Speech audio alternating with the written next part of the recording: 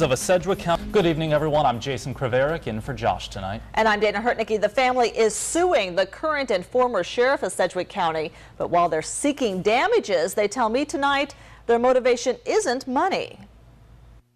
This is Edgar Richard, just hours after he was beaten in a Sedgwick County jail cell.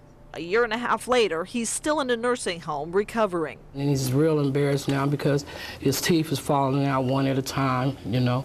And when he eats, when I bring him food, he coughs and chokes up food. You know, he can't swallow like he normally swallows. Manuel Diaz is the jail deputy who beat Richard. He pled guilty to the crime this spring and received 18 months probation. Edgar's family says they're disappointed with the sentence. Still, they say the lawsuit isn't about punishment. It's about change.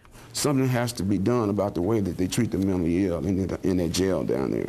According to court documents, for the 3 months Richard was in jail, he was in an isolation cell 23 hours a day.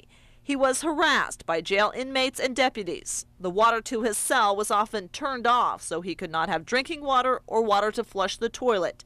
And the temperature in the cell was often kept at an extremely cold level. They just locked him away like he was an animal or something, just locked him up to himself. Richard's attorney says inmates like Richard would be better off in a care facility where they can get help instead of behind bars. It's cheaper to treat him nice than it is to treat him bad like this.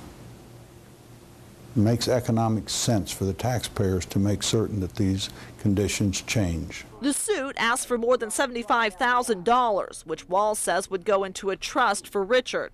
Family, he says, won't benefit financially from winning the suit, but a change in the system would be a legacy to their brother. I don't want to see this happen to anyone else, you know. That's the main ordeal right there, you know. No one should have to go through that. It is Sedgwick County policy not to comment on a pending litigation.